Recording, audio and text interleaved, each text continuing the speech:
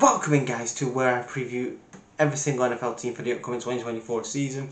Back in the NFC North once again with some Bears football. Yeah. I ain't gonna do shout out to Jeff for that, but yeah, Bears football. Yeah, let's talk about the Chicago Bears. I know that I don't care for the Bears. You know, but I don't care for the Bears or any like the Packers or the Vikings. So, yeah, I'm a Lions fan. I don't want the fucking Bears to succeed or the fucking Vikings or the Packers. But let's talk about the Bears. I mean, obviously we know for the last over 3.5 decades, over the last 3 decades, they've been kind of a meme, a laughing stock, a dumpster fire. Um, but let's talk about them in the from 2020. Let's talk about them from last year, 2023. Matt Eberflus in his was it his first year or second year? I can't remember. I think it was his first year. Yeah, I think maybe his first or second year. I can't remember. Anyway, they finished 7-10, bottom of the NFC North. It's not the best division, but 7-10 last year, fourth in the NFC North, and they had to basically for the entire football league, AFL, NFL, my existence in my life, the Bears have never had a good quarterback ever. You know, the Jay Cutlers of the world, the Justin Fields, the fucking Mitch Trubisky. Remember when he was when Bears fans were going to convince you like Justin Fields is the man, and Tyler Bajan or whatever the fuck his name is, like he's the guy from last year, and then they're like Mitch Trubisky, he's the guy. It's like no, Jay Cutler was never the guy. It's like yeah, you need a franchise level quarterback. I don't know, a guy like a Patrick Mahomes that the Bears could have got back in 2017. But yeah, anyway, let's go on to this. 2024, they needed to get rid of Justin Fields. He isn't the guy. He never was the guy. So Ryan Poles with his fucking cheeseburgers and hamburgers and whatever the fuck else he's eating, he's like, because again, this is his second draft as a GM. So he's got to get this right. There's got to be no excuses over, oh, well, that's not his quarterback. You know, he's a Ryan Pace. Well, no. This is, again, Ryan Poles had to get this draft right. Because, again, the Bears have to win championship. The name of the game is championship winning football. Not Bears football, which is, I like laughing at the Bears, but they have to win championship winning football. If they really want to take themselves seriously, win championship winning football, so when they get to Arlington Heights, whenever that in the next couple of years, they may take a Lombardi Trophy with them. May take another Lombardi Trophy with them instead of just the one from 1985.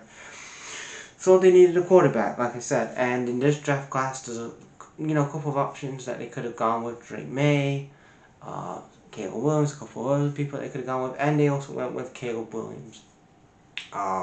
He got drafted in, and again, he was the right decision, I think, in my opinion, to go with the Bears. They have again with Caleb Williams all this year. The big thing is that they have to. Caleb Williams, a rookie year, has to have over 4,000 yards in passing yards. I don't hear about he's a rookie. Like look, you had C.J. Stroud last year in his rookie year in 2023. He had 4,180 passing yards. He had 23 touchdowns last year, and he was with people like Tank Dell and Nico Collins, and other people like that. And the Texans got to the playoffs last season, and C.J. Stroud in his rookie year got 4,180 passing yards, 23 touchdowns in his rookie year. Now, the last quarterback to do that before that was you're looking at Andrew Luck in back in 2012, 2011, and then after that it was like Cam Newton back in 2010, 2010, whatever. So again, the one thing is Caleb Williams has to have over 4,000 passing yards. No, none of this fucking running with the ball, passing with the ball, all this other bullshit what the Bears have been doing for over 3 decades. No.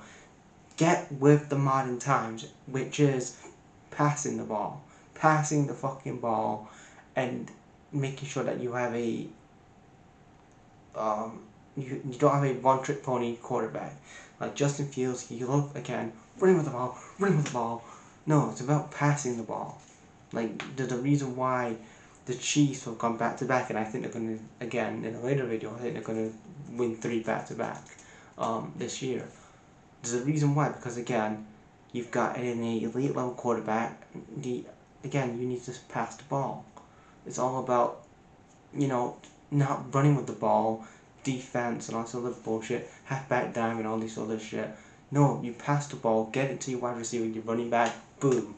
That's how you win the games. And then obviously you look at the other side of things, you had to change some of the coaching staff. Again, I still think that Matt Eberflus should have been fired. I think that him getting a second year, or it's a fucking criminal justice that he's getting a second year Matt Eberflus, because again, I think in my opinion, if he doesn't get it off to a quick start with the Bears, Matt Eberflus should be fucking fired. Get his ass fired, because again, if he screws this up, especially with these new additions like Shane Waldron, who came from the offensive, he was an offensive coordinator at Seahawks for a season or two. Then you've got Kerry Joseph, who's again a quarterback coach. He did some things back in Denver and stuff like that.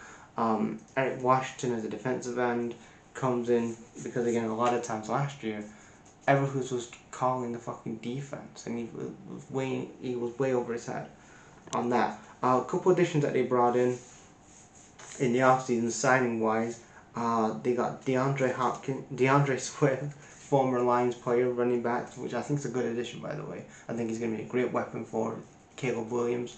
Again, and another, I think, a great steal, I think, in my opinion, for is Keenan Allen. Getting him away from the Chargers. I think that's a great steal, getting Keenan Allen away from the Chargers. Chargers especially last year, were a playoff contending team. And him going to the Bears, I mean, you paid a bit of money for him to bring him in. You had to trade away a 4th round pick to bring him in, but he's gonna do the job. Him and DeAndre Swift are gonna do the job in the offensive side. And another big addition in this signing season was getting DJ Moore a new deal. DJ Moore again was important. He was one of the best players last year. DJ Moore, he had 2,562 receiving yards last year. He had 1,364 receiving yards. Also additions in the draft that they got, Romeo Ojour, or I don't know how to pronounce his last name, but yeah, wide receiver, and then Kyron, offensive tackle, and then they got Austin Booker, defensive end, and they got a punter, Troy Taylor, 27. Don't know if he's going to play really much, but he's going to just have a couple of cameos. But again, I was looking at the stats for the last year's Justin Fields when he racked up 2,562 passing yards last year. So again, Caleb Williams has to get over 4,000 passing yards his rookie year, and again, if he doesn't, then heads are going to start rolling in Chicago. Matt Eberflus is one, Ryan Poles is another.